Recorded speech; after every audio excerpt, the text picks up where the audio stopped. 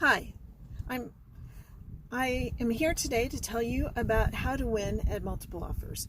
In today's market, there are very few houses, I think I've spoken to that before, that are on the market and a lot of buyers. Not as many buyers as there have been in the past, but if you're serious about looking for a house, or if you see a house you like, chances are someone else has seen that house too, and so there could be multiple offers.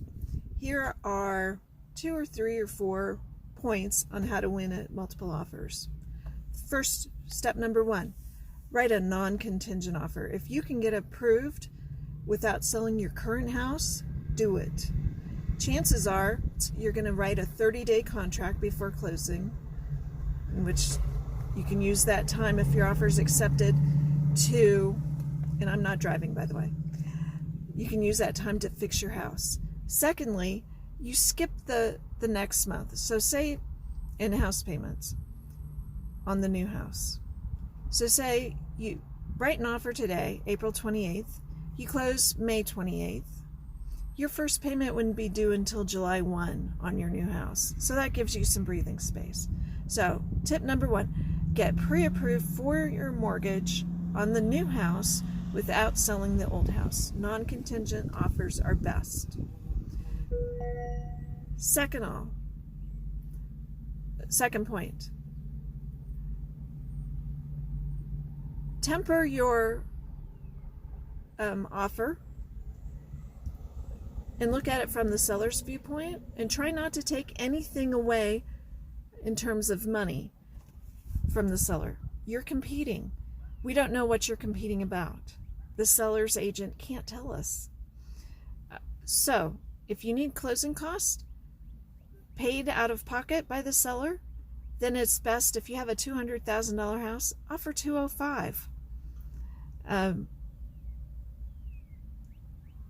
Which leads into point 3. Maybe offer $205,000 anyway to make your offer better. Money talks. Money talks. And in the hierarchy, the things that are negotiable, that are important, cash is king. So even if you are competing against a cash offer and it's a little bit less, sellers might take it because cash is king. They don't have to deal with appraisal, for instance. If you are paying cash, and this goes back to my first point, show proof of funds. They are going to want to know that you're good for the money. That can be a bank statement, a screenshot. Please black out any account numbers. Make sure your name is on there. Make sure your date is on there.